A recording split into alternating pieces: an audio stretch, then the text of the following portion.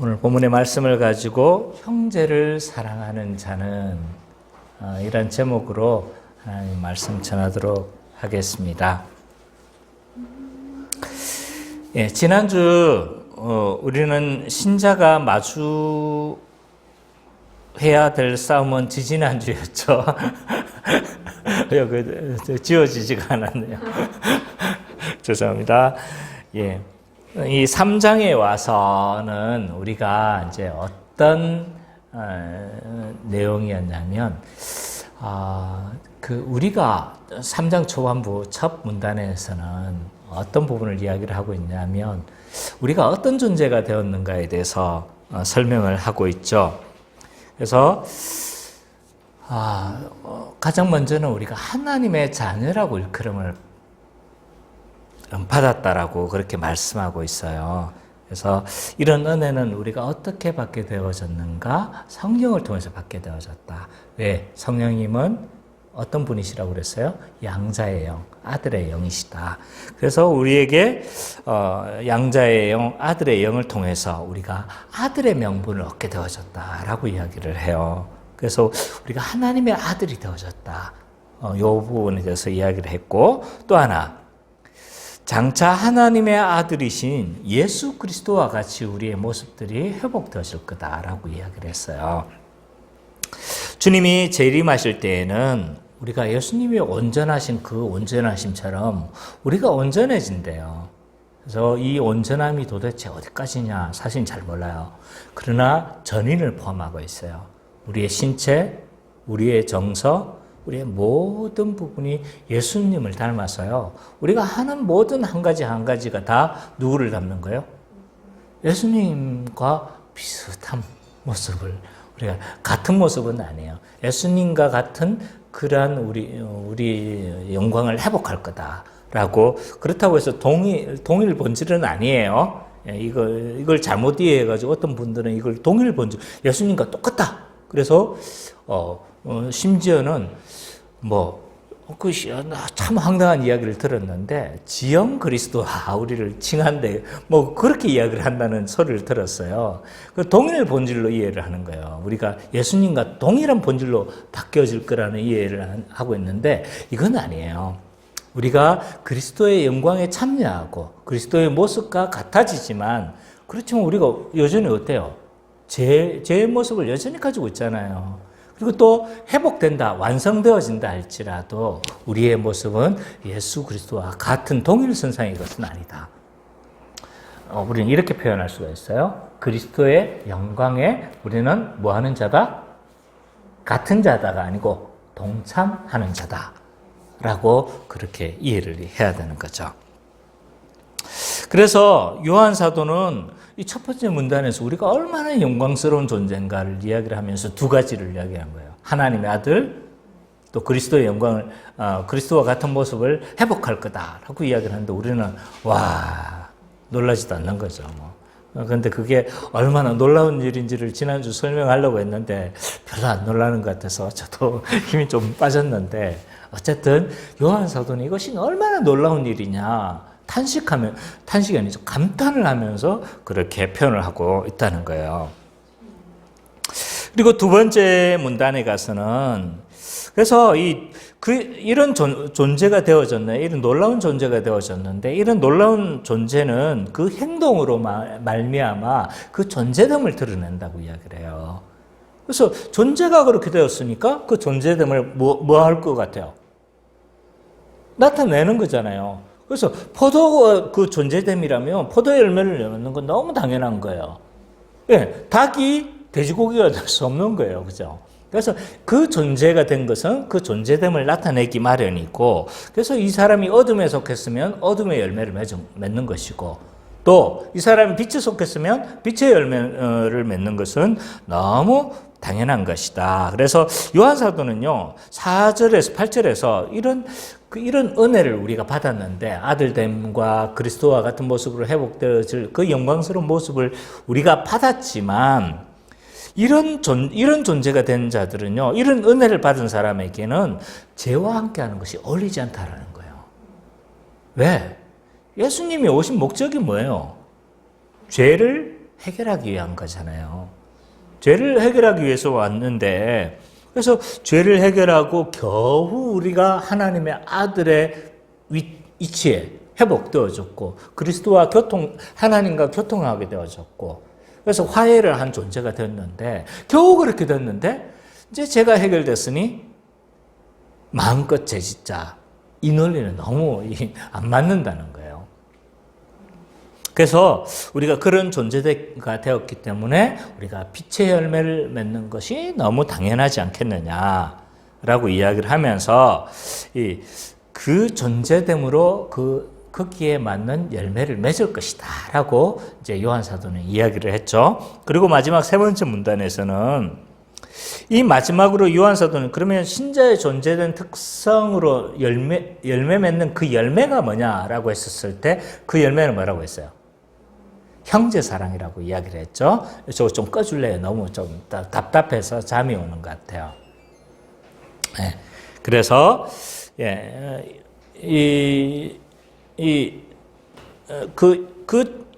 하나님의 자녀가 되어지고 또 그리스도의 형상을 회복한 존재가 되어졌는데 그가 맺어야 될 그 열매는 뭐냐면 형제 사랑이라는 거예요. 그래서 사랑하라고 그렇게 이야기를 하고 있어요. 거기에 어울린 열매가. 그래서 가인처럼 이제 나쁜 예를 하나 돼요. 그래서 그렇지 않은 예를 하나 들면서 가인의 예를 들죠. 그래서 이 가인은 형제가 의롭다고 해서 미워하고 죽여버린 거예요. 그래서 그가 마귀에 속했다는 분명한 증거다라고 이야기를 하면서 우리는 가인과 같이 미움과 원망의 존재가 되어서는 안 된다. 이렇게 이야기하고 있는 거죠. 그래서 성도는 사랑하는 존재다.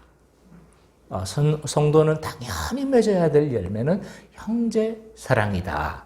라고 이야기를 하고 있는 거예요. 자, 오늘은 그거에 자연스럽게 연결되어지는 거죠. 그래서 지난주 성도의 존재적 특성이 사랑하는 자다라는 것이라면 그러면 이 형제가 사랑하는 것이 도대체 우리에게 어떤 의미로 다가오느냐라는 거예요. 어떤 의미가 있느냐? 어떤 의미가 있고 그럼 우리가 어떻게 사랑해야 하고 또 그것으로 인해서 생겨나는 결과는 무엇인가?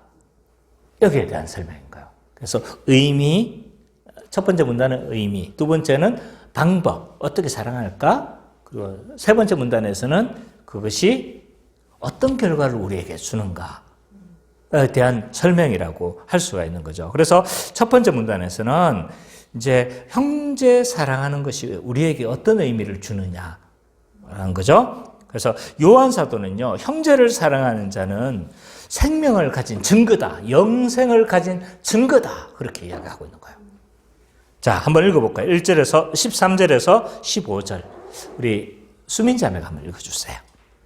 형제들아 세상이 너희를 미워하여도 이 사랑이 여기지 말라. 우리는 형제를 사랑함으로 사망할 수 없는 생명으로 들어간 줄을 알거니와 사랑하지 아니하는 자는 사망에 머물러 있느니라. 또 형제를 미워하는 자마다 살인하는 자니 살인하는 자마다 영생의 부족이 거하지 아니하는 것을 너희가 아는가. 예, 요한 사도는요, 형제를 사랑함으로 생명에 들어간 줄 안다 라고 표현하고 있어요. 그래서 우리가 사랑하면 내가 어디에 속했다는 걸 알 수 있는 거야. 와, 내가 영생을 받았구나. 내가 생명에 속했구나. 이걸 증거로 삼을 수 있는 거예요. 그래서 어디서 당신이 구원받은 증거가 뭐예요? 물으면 우리는 어떻게 해야 되는 거야?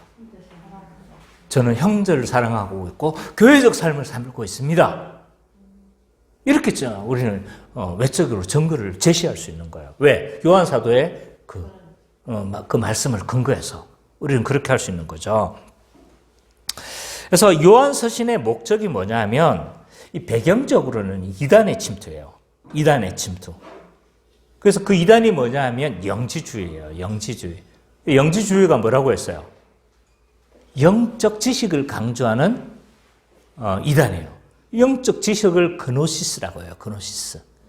그래서 자기들이 말하는 이 그노시스, 이게 있어야 구원되는 거예요. 지금 누구야? 아니, 지금 오늘날 왜 이단? 신천지. 신천지가 똑같은 거예요. 자기들이 말하는 뭐가 있어야 되는 거예요? 그노시스가 있어야 되는 거예요. 그래서 자기들이 가르치는 요걸 알아야 14만 4천 안에 어디에 들어간다? 들어갈 수 있다는 거예요. 근데 그 알아야 될 지식이 다 보니까 이만희 딱 이거더라고요. 보니까 이만희를 뭐예요? 마치 우상하는 그런 내용들을 알아야 14만 4천 안에 들어간다는 거야. 야, 이거 말도 안 되는, 완전히 사이비 중에 사이비예요. 어쨌든 뭡니까? 이들이 주장한 건 뭐냐면 그노시스였어요. 그노시스. 그래서 이들은 자신들만이 가지고 있는 그 영적 지식을 가져야 구원을 얻는다고 하니까 요한 사도는요, 이런 배경하에서 뭘 말해야 되는 거예요? 예, 수신자들에게, 그 요한 서신을 받는 수신자들에게 뭘 말해야 하냐면, 너희는 구원받은 자들이야. 그 영적 지식이, 다른 영적 지식이 필요한 것이 아니고, 그 복음의 지식을 아는 것이 중요해. 너는 이미 받았어. 그리고 그 받은 증거가 뭔지 알아? 뭘로 제시한 거예요? 그 증거가. 형제 사랑. 그리고 계속적으로 죄에 거하지 않는 것. 이게 우리가 계속 찾아왔던 바잖아요. 그죠? 지금 요한서신은 계속 강조하는 게 이거예요. 너희는 구원받았어. 너희 영생을 받았어. 이걸 확신시키고 싶은 거예요. 자, 그래서 요한 1서에서는 이 책을 왜 기록했는지 그 목적을 기록하고 있어요. 요한 1서 5장 13절 한번 찾아봅시다. 요한 1서 5장 13절. 한번 같이 읽어보죠. 시작.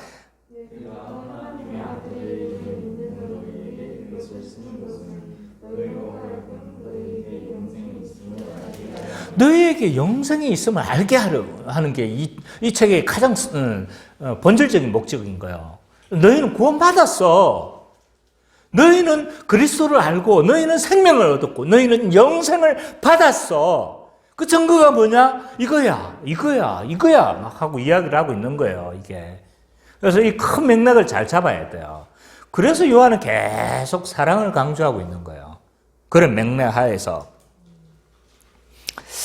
그래서 요한 사도는요, 계속적으로 구원받은 증거를 제시를 하고 있는데, 구원받은 증거가 앞에서 우리가 살펴본 주요했던 게 뭐였어요? 계속적으로 죄에 거하지 않는다. 죄에 어쩌다 지을 수는 있다. 그러나 계속 죄 안에 거할 수 있는 것은 신자의 자연스러운 특징이 아니다. 라고 이야기를 했어요. 또, 구원받은 자는, 영생을 받은 자는 어떤 특성을 가지고 있어요? 사랑하는 자다. 형제를 사랑하는 자다. 그래서 오늘 본문에서도 사도 요한은요, 형제를 사랑함으로 내가 어디에 있다는 걸 확신할 수 있다는 거예요? 생명에 있음을, 또는 영생에 있음을, 또는 구원 안에 있음을 확신할 수 있다는 거예요.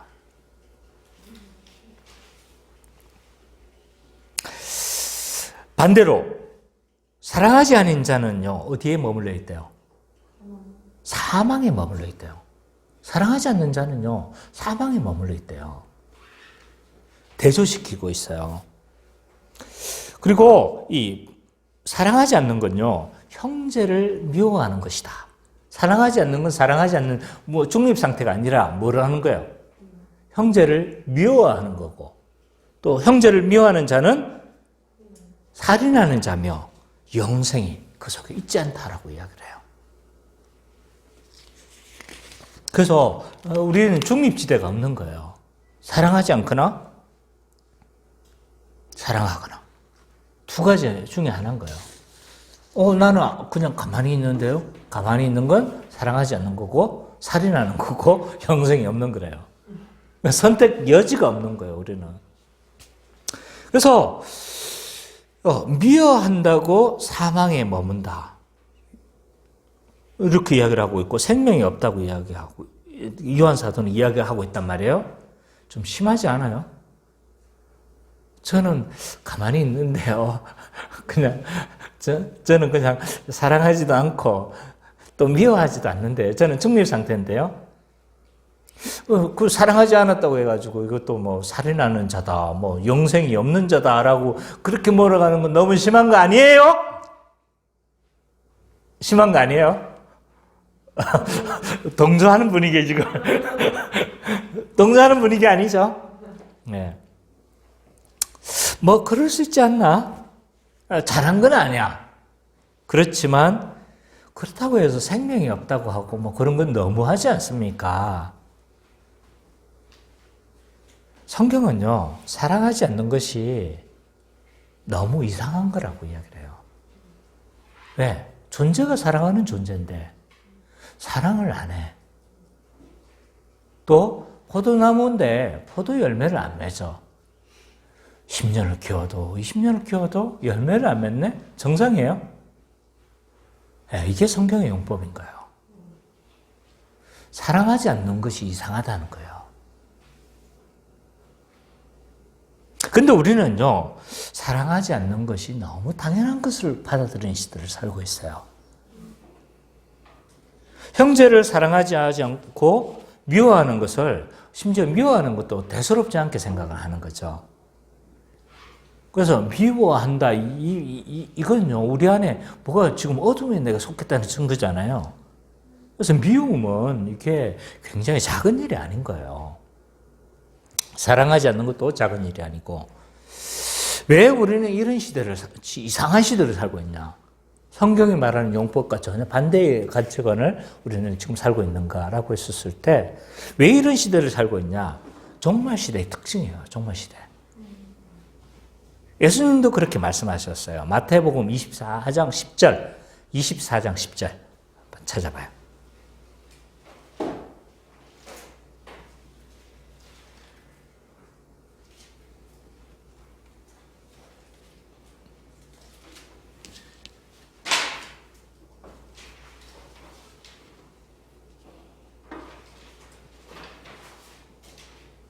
(24장 10절)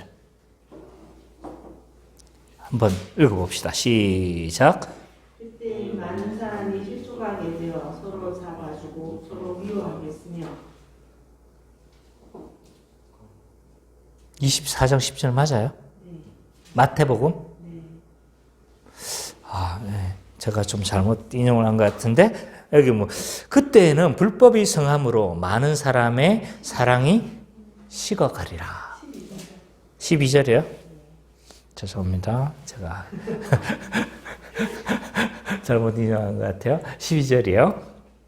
그래서 그때는 사랑이 식어가는 게 예수님도 이야기를 하신 거예요. 이 24장, 25장이 종말의 때에 대한 이야기거든요. 그래서 종말의 때는 그렇게 될 거야. 우리는 종말을 살고 있잖아요. 이미 예수님 오심으로 종말은 시작되어진 거예요. 그래서 우리는 사랑이 식어져가는 시대를 살고 있는 거예요. 뿐만 아니라 오늘날의 시대 정신은요, 이걸 부추기고 있어요. 자, 끊임없이 오늘날 시대는 뭐라고 이야기를 하고 있냐면 자기를 위해서 살아가라고 이야기를 해요. 혹시 니체라는 분을 아세요? 니체.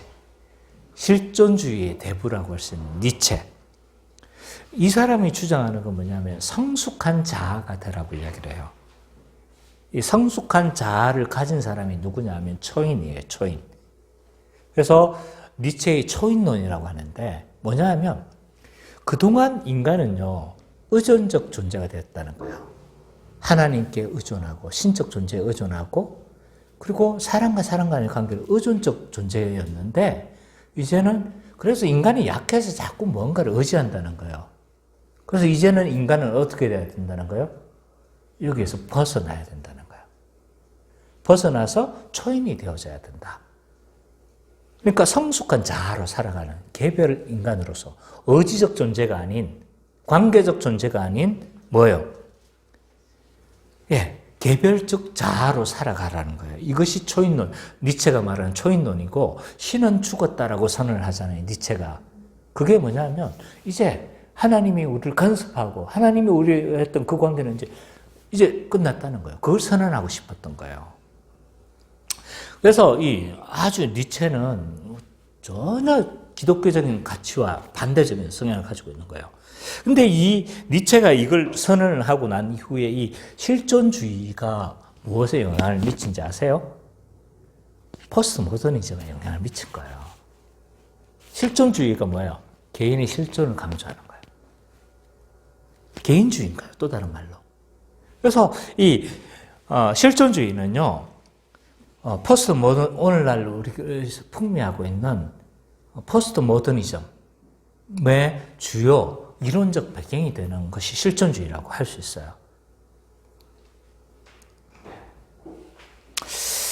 그래서 이런 시대적 분위기를 우리가 살고 있으니까, 뭔가가, 우리는 개별적 자아가 되라고 이야기를 하고 있고, 이런 끊임없는 메시지들은요, 우리가 계속 개인주의를 가지고 만드는 거예요. 그래서 우리가 한 몸으로 사는 것들이, 하고 배치되는 것으로 계속 살아가고 있어요. 그래서 이런 것들을 우리가 사랑하지 않고 자신을 위해 살아가는 것이 너무나 당연한 시대를 살아가고 있는데, 성경의 가치는 뭐냐 하면 사랑하지 않는 것은 미워하는 것이다. 그렇죠? 뿐만 아니라 살인하는 자다. 그리고 이 살인하는 자가 생명이 있겠느냐? 이렇게 이야기를 하는 거예요. 왜 살인하는 자라고 표현했을까요? 미워하는 자는.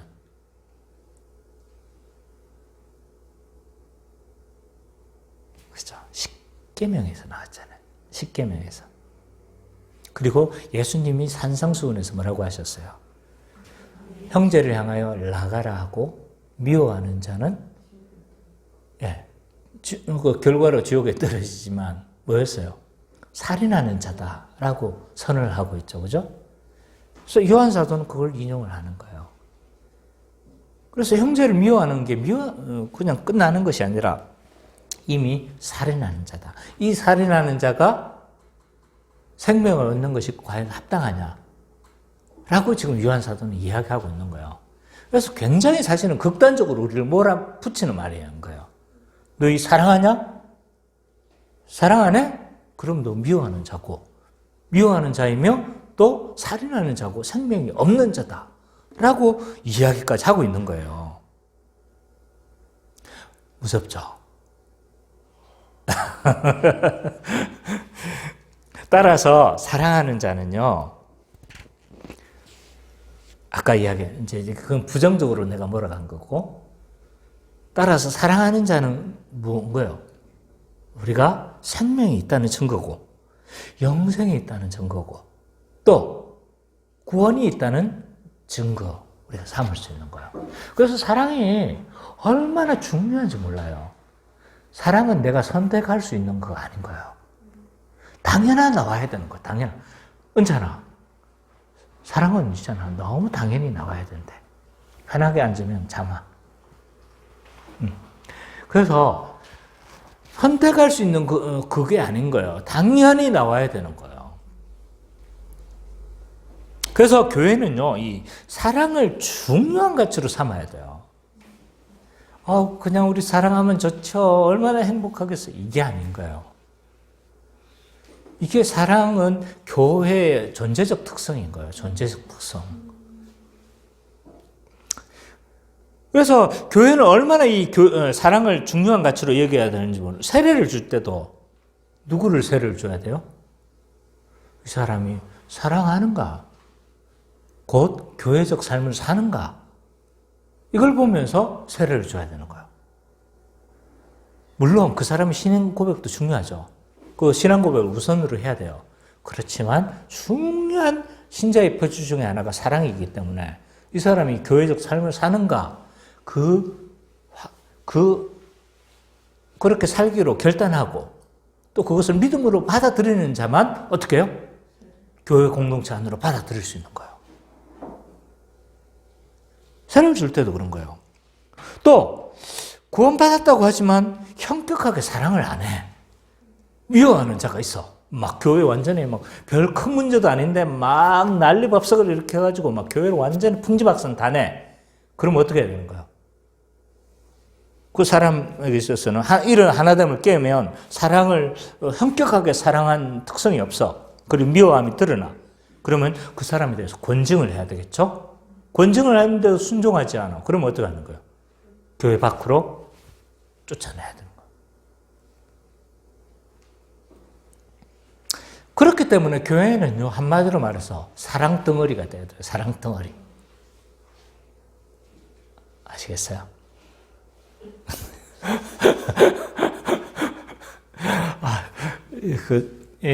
은찬이가 이 성민이 옛날에 그 무아지경에 지금은 안 그런데 무아지경에 이런 모습을 보니까 막 웃기기도 하고 그래서 그랬습니다. 어쨌든 교회는요 사랑 덩어리가 돼야 돼요. 그래서 작은 불꽃 하나가 큰 불을 일으키듯이 맞나요? 일으키요. 그래서 막 사랑이 활활 막 불처럼 이렇게 타야 돼요. 이게 정상인 거예요. 그래서 이 사랑을 우리가 어떻게 선택하고 하면 좋지 이런 수준이 아닌 거예요. 존재적 특성이에요. 존재적 특성. 그럼 교회는 어떻게 되는 거예요? 당연히 사랑 덩어리가 돼야 되는 거죠. 자, 그러면 제기되는 질문이 어떻게 그럼 우리가 그렇게 사랑할 수 있어요? 어떻게? 진짜 웃기려고 많은 수고를 하고 있어, 내가. 내 존재적 특성이 아닌데, 웃기는 게. 예, 그러면 우리는 어떻게 사랑해야 되는가? 16절에서 18절에서 그 이야기를 하고 있어요. 방법. 형제 사랑의 방법에 대해서 이야기를 하는 거예요.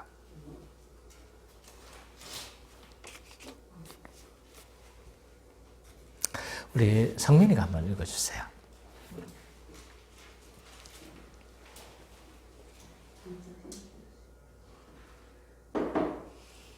그가 우리를 위하여 목숨을 버리셨으니 우리가 이로써 사랑을 알고 또 형제들을 위하여 목숨을 버리는 것은 마땅하니라. 누가 이 세상의 재물을 가지고 형제의 공평함을 보고도 도와줄 마음을 닫으면 하나님의 사랑이 어찌 그 속에 거하겠느냐.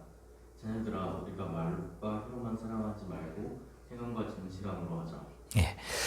16절에서 18절까지는요. 우리가 그러면 어떻게 형제 사랑을 할 수 있겠습니까? 구체적으로 어떻게 해야 되는 거죠?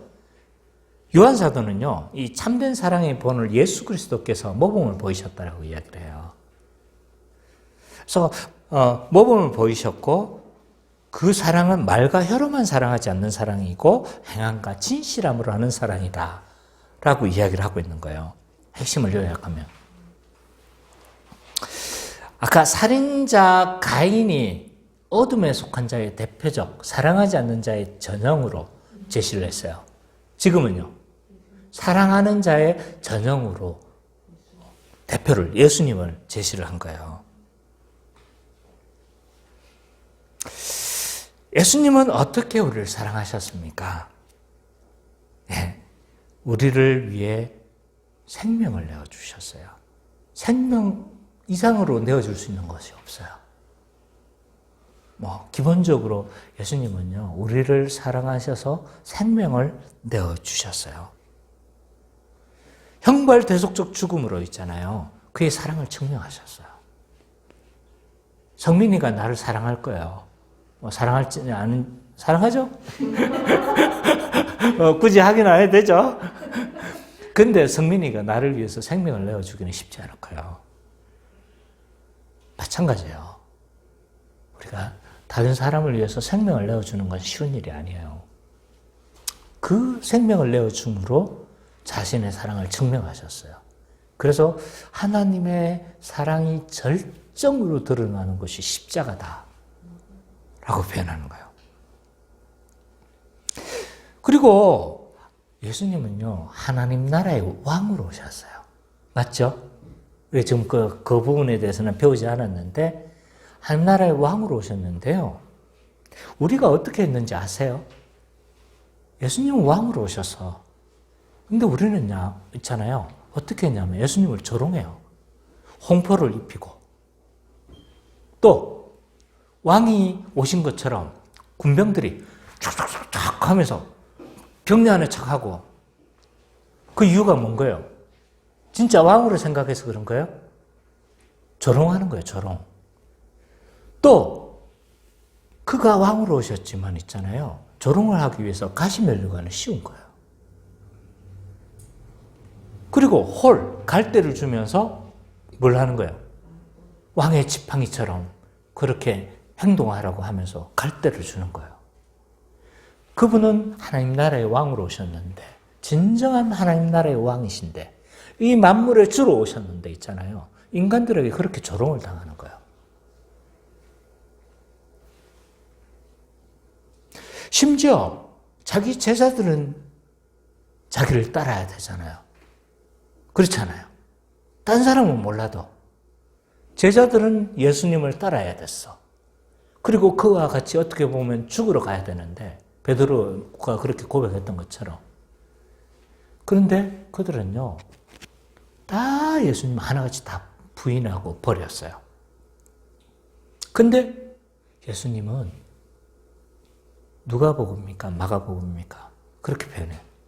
끝까지 사랑하시니라. 그렇게 말씀하고 있는 거예요. 예수님은요, 말로만 사랑하지 않으셨어요. 행함과 진실함으로 행하셨어요. 그렇기 때문에 우리는 예수님처럼 어떻게 해야 되는 거예요? 말과 혀로만 사랑해서는 안 되고 행함과 진실함으로 사랑해야 되는 거예요. 그래서 요한은 구체적인 한 가지 상황을 설정했어요. 그게 뭐예요? 네, 형제가 밥을 못 먹고 쫄쫄 굶고 있어. 그럼 어떻게 해야 된다는 거예요? 그래서 꼭 쫄쫄 굶고 있는데 형제님 사랑합니다 하고 아무것도를 안 해. 액션이 없어. 그러면 이건 뭐가 아니다? 사랑이 아니다. 라고 이야기를 하는 거예요. 우리는 예수님을 따라 목숨을 버리면서까지 형제를 사랑하는 자예요. 근데 이건 거창한 목표가 아닌 거예요. 어디서 출발하는 거예요? 어쩌면 굉장한 헌신을 필요한 것일 수도 있지만 대부분의 것들은 그런 굉장한 헌신이라기보다는 이웃의 필요를 목격하는 거기서부터 뭐 하는 거예요? 시작되어지는 거예요. 궁핍한 형제의 필요를 채워주는 것으로부터 구체적 실천이 나오는 거예요. 우리는 재물에 주목해야 돼요. 재물을 채워줬잖아요. 그죠? 그래서 재물이나 돈은 사람들에게 누구나 이걸 매우 중요하게 여기는 거예요. 그렇기 때문에 형제 자매를 위해서 재물의 사용은요, 형제 사랑의 중요한 증거가 되어져요.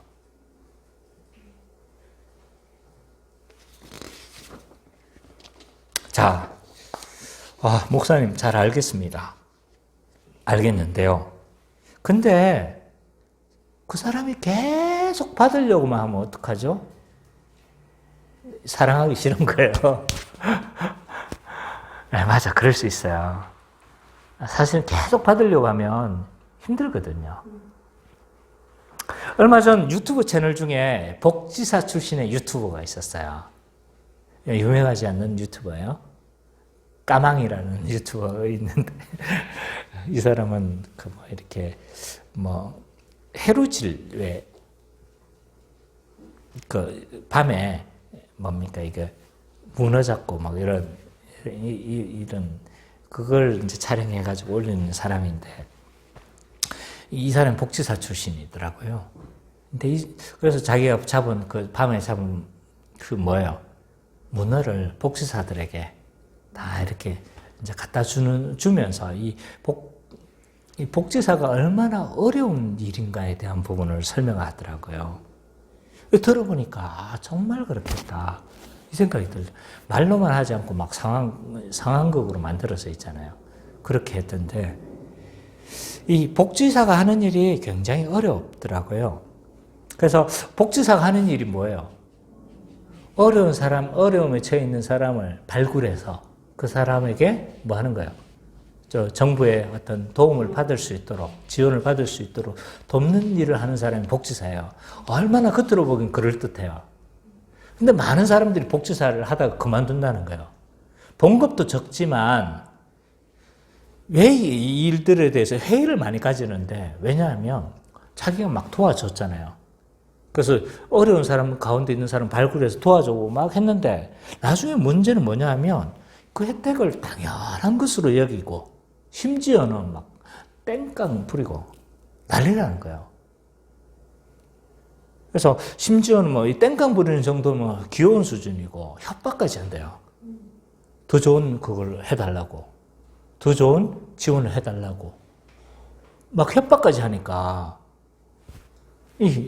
거기에 대한 일에 대한 어떤 보람이라기보다는 오히려 회의를 많이 느낀다는 거예요. 그래서 이런 사람들을 보면 굉장히 많이 힘들어요.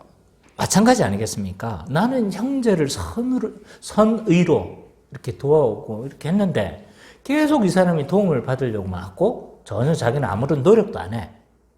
이러면 어떻게, 힘들잖아요. 그죠? 힘들 수밖에 없단 말이에요. 실제로 그런 경우도 많고, 계속적으로 도와야 되는가? 아니면 중단해야 되는가? 많은 생각을 할 수가 있어요. 여기에 대해서 신자는 어떻게 해야 되는가? 어떻게 해야 되는가요? 주성민.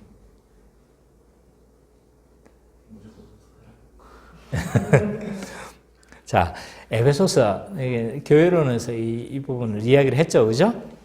에베소서 4장 28절 한번 봅시다. 다 찾아봐요.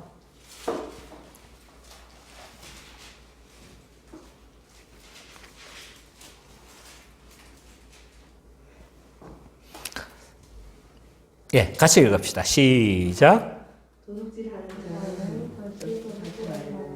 돌이켜 가난한 자에게 구제할 수 있도록 자기 손으로 수고하여 선한 일을 하라. 여기서 도둑질하지 말라라는 건요, 십계명에서 그 도둑질하지 말라는 것과 동일해요. 뭐냐면 그냥 받기만 하려고 하는 태도를 가리켜서 도둑질이라고 해요. 그래서 이런 태도는 도둑질과 같다는 거예요. 그래서 뭐 하래요? 더 적극적으로 가난한 자에게 구제할 수 있도록 뭐라고 이야기를 해요? 자기 손으로 수고하여 선한 일을 하래요. 그래서 우리는 서로 돕는 배필이 됐기 때문에요, 받으려고 하면 이건 신자의 마음이 아니라는 거예요.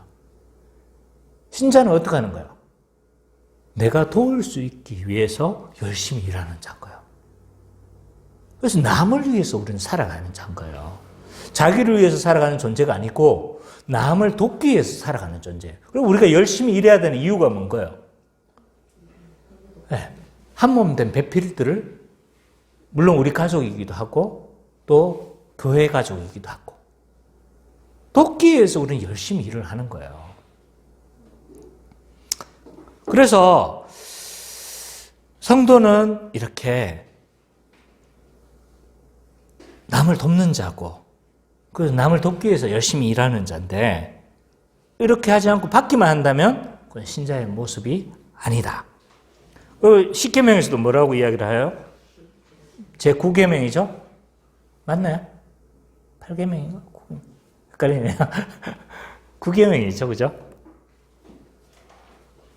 그래서 거기서도 도둑질하지 말라는 말은, 소극적인 거는 우리가 남의 것을 8계명. 그래서 소극적으로는 남의 것을 탈취해서는 안 된다는 거고, 적극적으로는 뭐예요?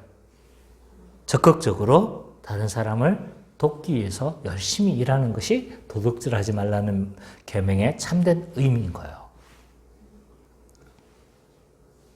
신자는 기본적으로 자신의 문제를 누가 책임지는 거예요? 스스로 책임지는 거예요. 그래서 뭐라고 이야기하고 있습니까? 가난한 자들을 구제할 수 있도록 자기가 선한 일을 힘써야 되는 거예요. 그래서 열심히 해야 되고, 근데 이게 사람이라는 게 살다 보면 이게 혼자 힘으로 이겨내지 못할 수가 있어요. 그때 누가 나서야 되는 거예요? 국가가 나서고 국가의 힘으로도 안 됐을 때 교회 공동체가 같이 책임지는 거예요. 그래서 무조건 이렇게 하는 건 아니에요. 그렇지만 기본적으로 우리는 어떤 존재다? 남을 위해 살아가는 존재다. 자, 어쨌든 신자는요, 예수님을 닮아서 행함과 진실함으로 뭐 해야 돼요? 사랑해야 돼요. 이 사랑의 진실성은 구체적으로 다른 사람을 돕는 것으로 증명되어져요. 말과 혀로만 하는 사랑은 전혀 사랑이 아니다. 네. 그래서 사랑의 본질은 자기 희생이에요. 물론 그런 의미로 이야기한 건 아니지만 고린도서 13장에 봐보면요. 뭐예요?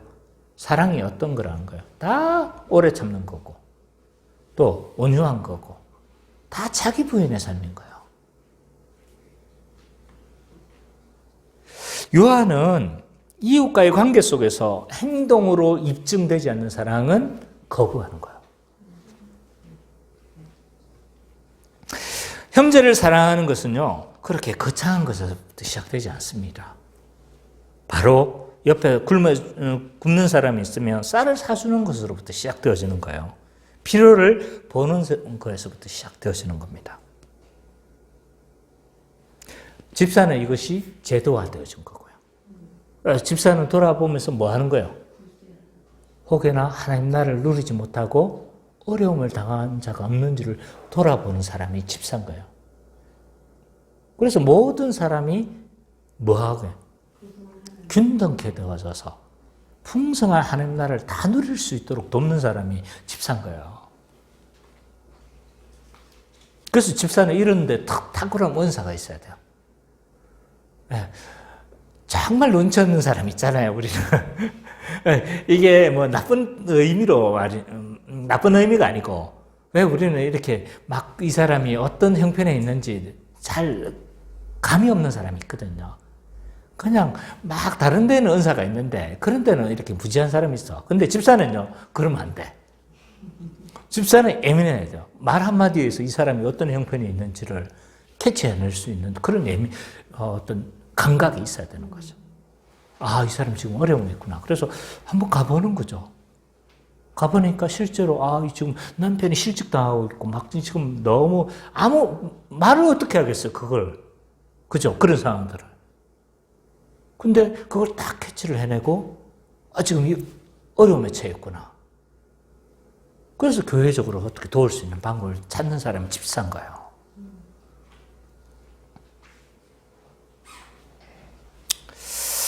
우리가 구체적으로 그러면 우리가 도와야 되는데 어디까지 도와야 되냐? 한마디로 우리는 규정하기는 어려워요. 중요한 것은 우리가 한 몸을 믿고 최선을 다해서 뭐 하는 거예요? 그냥 사랑하는 거예요. 뭐 여기까지 이렇게 규정하기가 사실은 어려워. 어느 누구도 어느 신학자라도 그건 규정하기가 어려울 겁니다. 자, 그러면 이렇게 형제를 사랑하는 자는 어떻게 되어집니까? 사랑하는 자의 결과에 대해서 19절부터 24절에 대해서 이야기하고 있어요. 우리 박선희 사모님 한번 읽어주십시오. 이로써 우리가 진리에 속한 줄을 알고 또 우리 마음을 조합해서 복되게 하느니 이는 우리 마음이 혹 우리를 생명할 일이 있어도 하나님은 우리 마음보다 크시고 모든 것을 아시기 때문이라. 사랑하는 자들아, 만일 우리 마음이 우리를 생각할 것이 없으면 하나님 앞에서 담대함을 얻고 무엇이든지 구하는 바를 그에게서 만나니 이는 우리가 그 계명을 지키고 그 앞에서 기뻐하시는 것을 행하리라.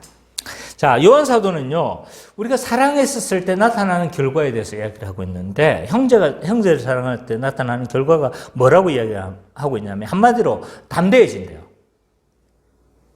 19절에 보니까 우리가 진리에 속한 줄을 알고 또 우리 마음을 주 앞에서 굳세게 하리니 담대해진다는 말이에요. 이 말은 왜 그럼 담대해지냐? 여기서 말하는 이 담대함이 뭐냐 하면, 어려움 확 치는데 두려워하지 않는다. 이 말이 아니에요. 호랑이가 나타나는데 두려워하지 않고 호랑이하고 맞서, 맞짱을 떠. 이런 담대함이 아닌 거예요. 여기서 말하는 담대함은요, 하나님 앞에서의 담대함이에요. 하나님 앞에서 막 일종의 약간 뒤에 그건 좀 더 설명할게요. 어쨌든 하나님 앞에서 우리가 좀 떳떳해질 수 있다는 거예요. 하나님 앞에서의 담대함을 이야기를 해요. 이렇게 신자가 하나님 앞에서 담대해질 수 있는 이유를 두 가지로 이야기하고 있는데, 하나는 영생에 속한 줄 알기 때문에 우리가 담대해질 수 있다는 거예요. 아까 이야기했잖아요. 사랑하면 우리가 어디에 속했다? 진리에 속했다. 영생에 속했다. 구원에 속했다는 걸 알 수 있는 거죠. 그러니까 내가 구원받은 자라는 걸 아니까 뭐 하는 거예요? 담대해질 수 있다는 거죠. 또 하나를 제시하고 있는데 그게 뭘까요? 20절이에요. 20절.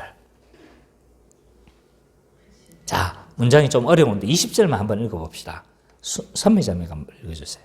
이는 우리 마음이 혹 우리를 책망할 일이 있어도 하나님은 우리 마음을 닦으시고 모든 것을 아시기 때문입니다. 예, 조금 어려운데요. 이 문장이 참 난해해요. 난해한데 좀 풀어보면 이렇습니다.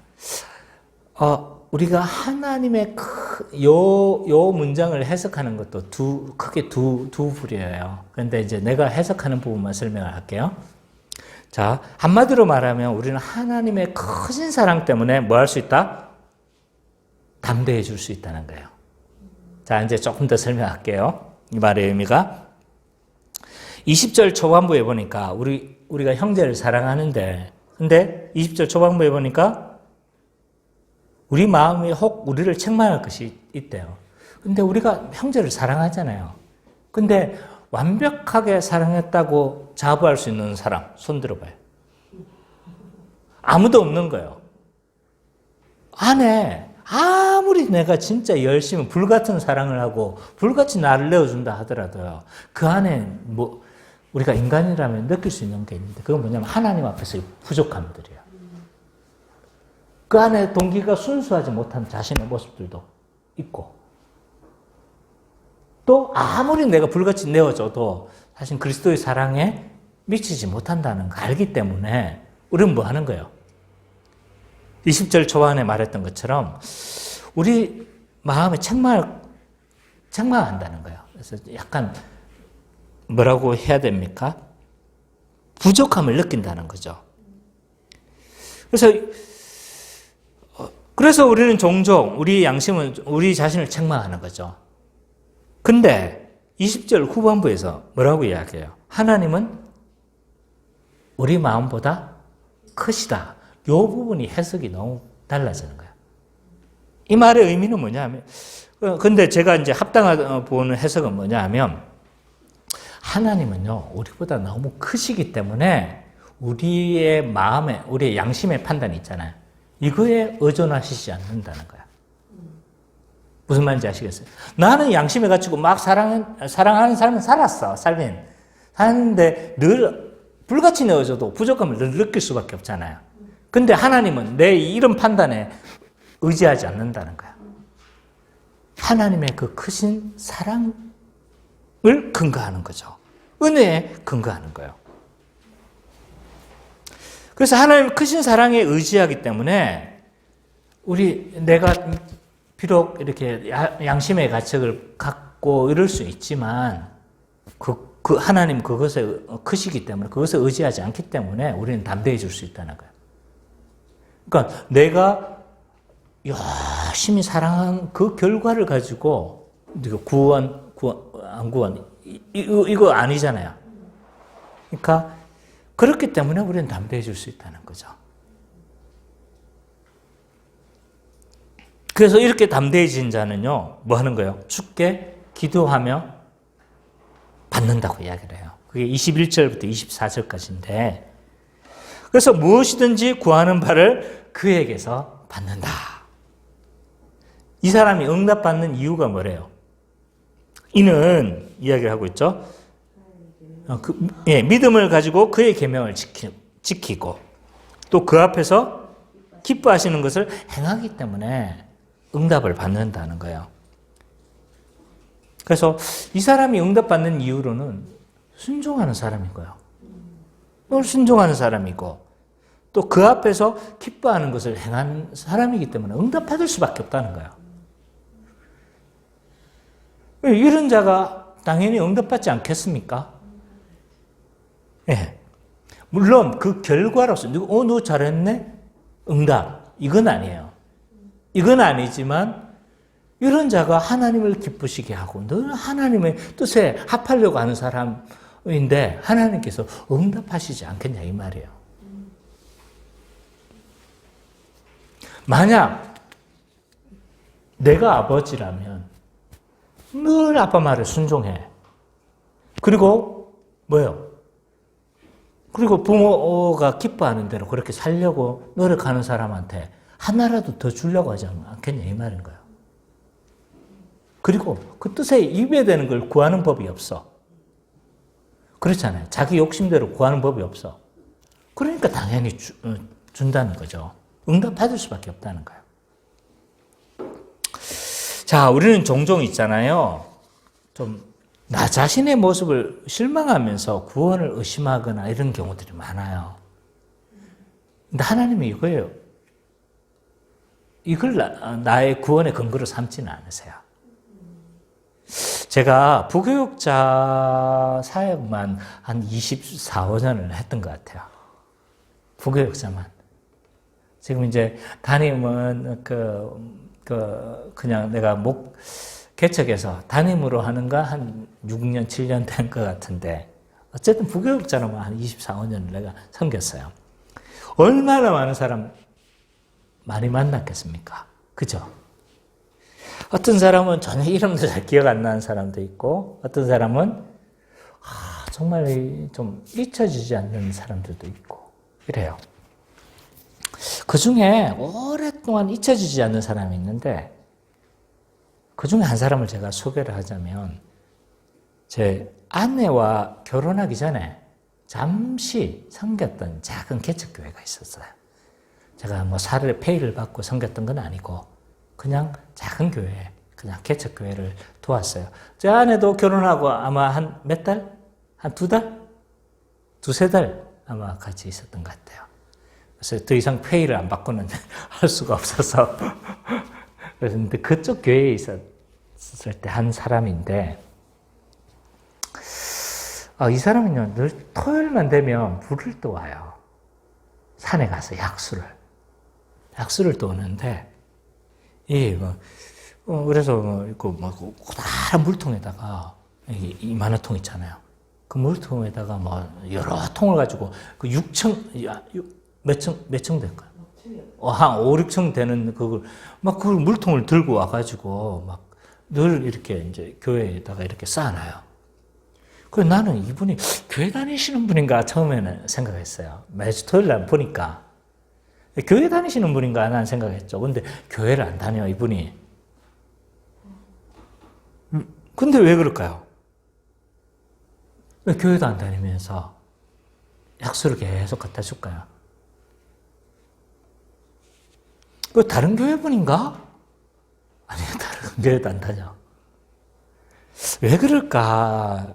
근데 이제 나중에 알고 보니까 전에는 교회 다녔었어요.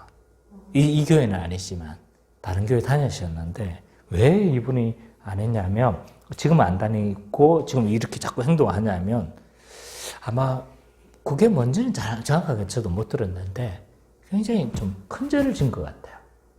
좀 하나님 앞에서 너무 부끄럽다고 생각했던 것 같아요. 근데 문제는 그러면 회개하고 돌이켜야 되는데 교회를 안 다녀. 교회를 안 다니고 뭘 하는 거예요? 일종의 이렇게 교회를 계속 섬겨주면서 일종의 자기 속죄를 하고 있는 것 같은 거예요. 미션에서 왜 그 주인공이 막 형을 죽인 그 죄책감을 이겨내기 위해서 뭐예요? 막 선교사를 나가잖아요. 미션 영화 보셨어요? 보세요. 명화들은 보셔야 돼. 그 영화를 보면 자기 형을 죽인 죄책감을 이겨내기 위해서 일종의 약간 속죄의 마음으로 선교사를 나가거든요. 이분도 그런 것 같아요. 약간의 속죄의 마음을 가지고 있는 거예요. 그래서 자기는 교회에 어울리는 인물이 아니라는 생각을 하는 거예요. 하나님의 은혜를 받기에는 너무 부족한 사람이라고 생각하는 거죠.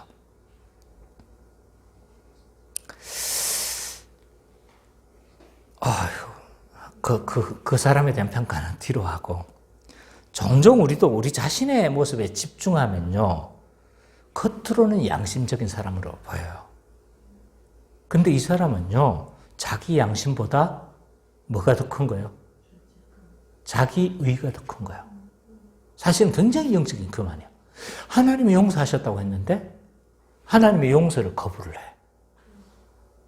굉장히 영적인, 자기는 모를 수 있어요. 근데 그 안에 숨어져 있는 건 굉장히 영적인 큰 교만이에요. 자기의 양심이 하나님의 의보다 더 중요한 거예요.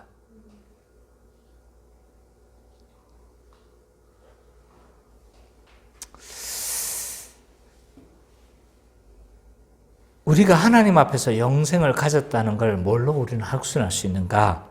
요한 사도는요, 내가 사랑하려고 하는 거, 몸부림치는 거 보면 안다. 막 완벽한 사랑은 못하겠죠. 아까 뒤에 이야기했던 것처럼 그렇게 했는데도 우리는 늘 좀 부족함을 늘 느껴. 근데 몸부림친 다음에 그 영생을 가진 증거다 뿐만 아니라 하나님은 크시기 때문에 뭐 하는 거예요? 나의 그 양심적인 그런 판단에 근거해서 막 하시지 않는 거예요. 그렇기 때문에 우리는 하나님 앞에서 그렇게 담대해질 수 있다라고 이야기를 하기 때문에 우리는 자기의를 의지하지 말아야 돼요. 우리는 가끔씩 헷갈려요. 이게 청결한 양심이냐 아니면 자기의냐 헷갈릴 수 있는데 두 가지를 구분하는 방법이 있어요. 이것이 자기의냐 아니면 청결한 양심이냐 구분할 수 있는 방식이 뭐냐면, 자기의는요, 이 작동 때문에 하나님을 멀리해요. 하나님 떠나가는 거죠. 근데 청결한 양심은 뭐 하는 거예요? 막 똑같이 작동해. 부족함을 느끼고 막 작동하는데, 근데 어디로 달려가는 거예요? 하나님의 은혜의 품으로 달려가는 거예요. 그래서 이 청결한 양심과 자기애는 분명히 구분돼요.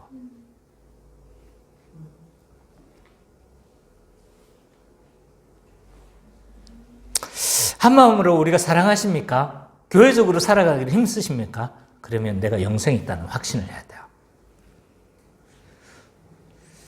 내 모습이 그래도 부끄럽습니까?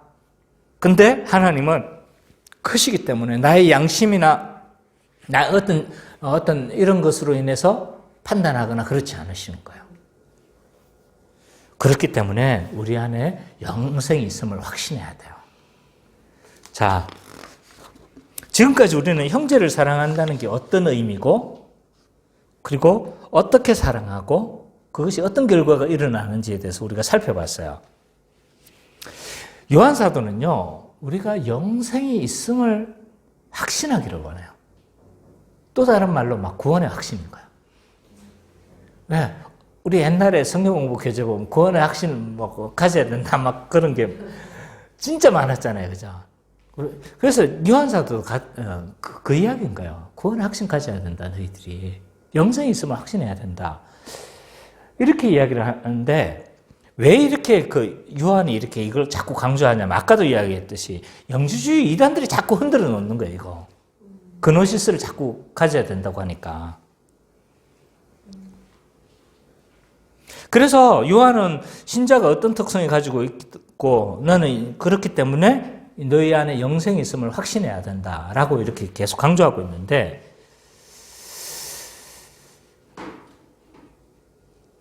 오늘 본문에서 이야기를 했어요. 그죠? 사랑이 있으면 너희가 구원받은 확신하라. 담대함을 가지라. 그리고 또 하나님은 우리의 양심의 근거에서 심판하시지 않는다. 그렇기 때문에 너희 담대함을 가져야 된다라고 이야기를 했어요.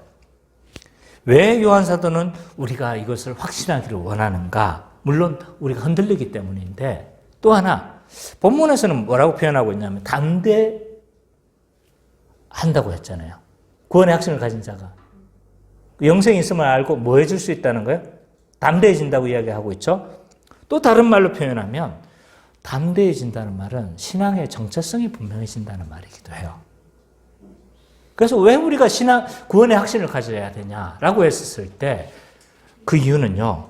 신자의 정체성이 분명해져요. 그래서 하나님 앞에 담대하니까 더 어떻게 기도하고 간구하고 하나님을 의지하는 삶을 살고 또 그 정체성이 분명하니까 또 죄에 대해서 멀리하게 되고 이럴 수가 있는 거죠. 그래서 본문은 그것을 담대함으로 표현했어요.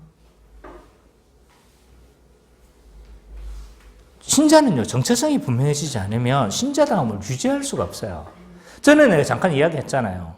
미운 오리 새끼. 분명히 정체성은 뭐예요? 백조였는데 신체적으로 존재는 분명히 뭐였어요? 백조였는데 오리라고 생각하니까요. 힘껏 날개짓도 한번 해볼 생각 안 한 거예요. 죄를 이길 수도 있고 멀리 창공을 날 수도 있는데도 아예 그 시도를 안 하는 거죠. 아무리 사나운 사자라 할지라도요. 그 마음이 그 심장이 고양이 심장이면요. 막 사슴 막 달려가지고 사냥을 했는데 딱 막상 물 때 뭐라고 그러냐면 냐옹 이러거든요. 예. 그래서 어떤 정체성을 가지느냐가 정말 중요한 거예요. 그래서 바울은, 요한 사도는 우리가 이런 확신이 있을 때 분명한 정체성을 가질 수 있다는 거예요. 내가 하나님의 아들이다. 내가 영생에 속했다. 알 수 있다는 거예요. 그래서 신자다운 정체성을 유지할 수 있다는 거죠. 이런 확신이 있는 자는요, 그리스도처럼 사랑하는 자죠. 말로만 하는 사랑이 아니라 행함과 진실함으로 하는 그런 사랑입니다. 이건 서로가 있잖아요. 유기적으로 연결되어져 있는 거예요. 내가 사랑 안에 있으면 더 신자라는 걸 더 확신할 수 있고, 더 신자라는 확신이 있으면 또 어떻게 되는 거예요? 더 그리스도처럼 더 사랑하고. 서로 유기적으로 연결되어 있어요. 근데 사실 교회만큼 사랑을 말하는 데가 많지 않아요. 교회만큼 사랑을 말하는 데가 있어요? 몰라요. 있을지 모르겠어요. 있을지는 모르겠지만 교회가 사랑해야 된다는 소리는 수도 없이 많이 해요. 근데 문제는 세상 사람들이 우리의 사랑을 믿지 않아요. 뻥카를 알아요. 뻥카. 왜 그럴까요? 우리가 돈을 쓰지 않기 때문일까요? 그 사랑의 모습은 돈으로 나가는 거잖아요. 그죠? 돈을 쓰지 않기 때문일까요? 저는 이거 안 믿습니다. 통계적으로 이게 아니라는 거 알아요. 천주교하고 우리하고 있잖아요. 구제로 쓰는 돈은요, 어마어마한 차이가 나요. 실제로 통계로 나왔어요, 이건.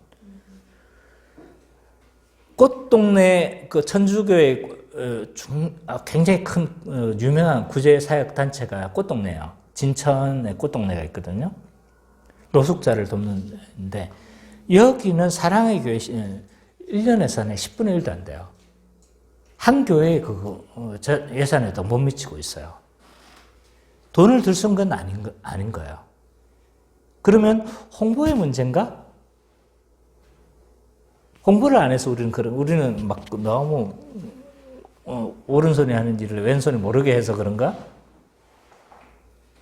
천주교가 이렇게 구제하는 거 보셨어요? 그리고 막 선전하는 거 보셨어요? 아닌 거예요. 홍보의 문제는 저는 아니라고 생각해요. 어떤 분은 이 문제를 홍보의 문제라고 생각을 하는데 저는 아니라고 생각해요. 홍보의 문제가 아니에요. 이 사람들이 왜 우리의 사랑을 뻥카로 아느냐? 저는 진실함의 결여라고 생각해요. 진실함과 행함의 결여라고 저는 보는 거예요. 구제연금을 많이 쓰긴 해요. 근데 이 안에 진실함을 못 믿어요. 진짜 사랑해서 하는 것이라기보다는 뭘로 보는 거예요? 결국 교회 안으로 끌어들이려고 하는 수작으로 보는 거예요. 그냥 요식행위라는 거 아는 거예요. 맨날 하면 막 사진 팍팍 찍어도 되긴 하는데 진정으로 그렇게 1년 내내 그렇게 관심을 가지고 돌아보진 않거든요.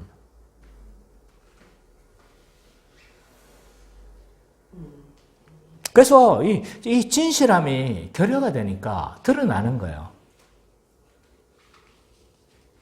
뿐만 아니라 우리 안에서도 가만히 봐보니까 교회 안에 사람들을 가만히 봐보니까 막 사랑 때문에 즐거워하는 것 같지가 않아. 하나님 나라를 맛봐야 되는데 하나님 나라를 맛본다고 말할 수 있는 교회가 과연 얼마나 될까? 가만히 봐보니까 지들끼리 막 싸우고 난리거든. 찢고 볶고 난리야. 그러니까 진실함을 우리한테 봐도 딱 하는 거 봐도 야 이게 진실함이 없거든. 내부적으로 봐도 뭐 한 거예요? 진실함이 없어. 실제로 사랑 안 해. 네. 이 진실성을 의심받는 거예요. 뿐만 아니라 우리 사랑을 의심하는 이유가 행함의 결여라고 저는 생각해요. 외부적으로 행함이라기보다는 내부적으로 행함의 결여예요. 사랑을 말하지만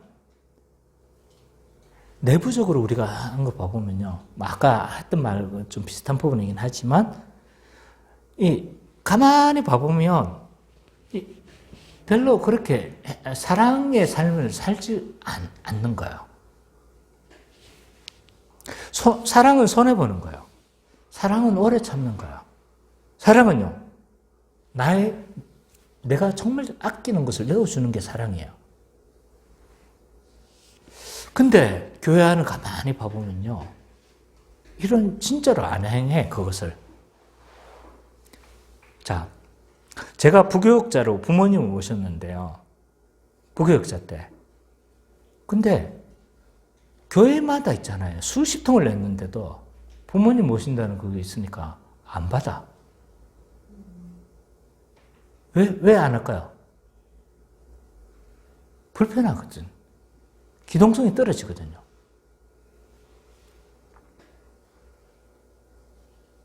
십계명에 부모를 모시라는 것이 인간관계에서 제1계명인데 근데 부모를 모시고 그 계명을 실현하고 있는 사람한테 오히려 불편하다고.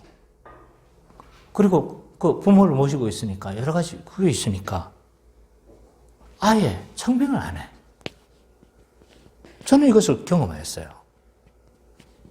또 중요한 말씀을 공급하는 담임 목사도 있지만 부목사 있잖아요. 부교육자들. 근데 소모품으로 여겨버려요. 재정적으로 조금 어려워지면 막 자르네. 그렇다 쳐.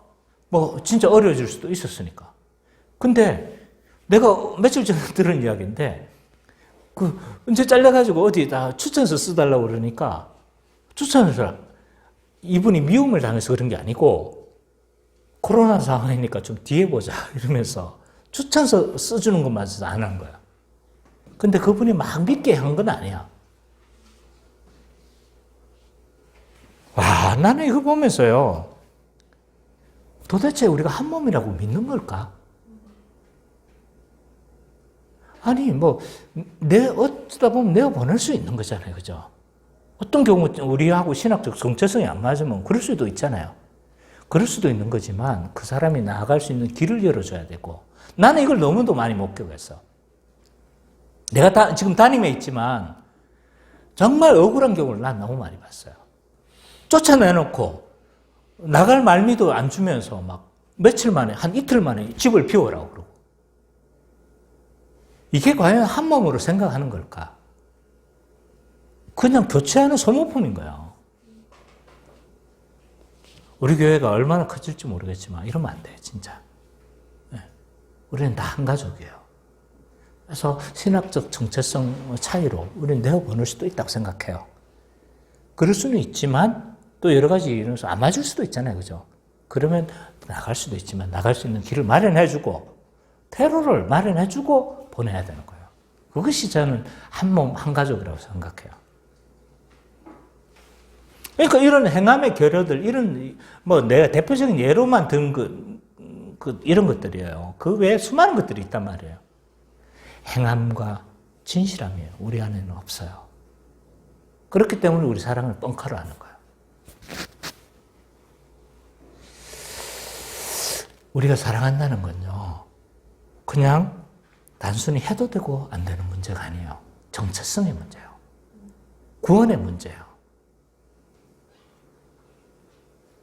영생이 있다는 증거고 구원받았다는 증거가 되어지는 겁니다. 그래서 아까 제가 이야기했잖아요. 교회는 사랑 덩어리가 되었다. 행함과 진실함으로 우리의 사랑이 좀 드러났으면 좋겠어요. 그래서 우리가 어떻게 그럼 그렇게 할 수 있을까?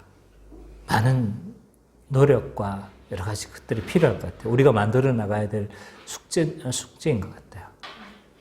그래서 그 과정에서 우리가 어떻게 할 것인가? 지금부터 우리는 고민해 봐야 돼요.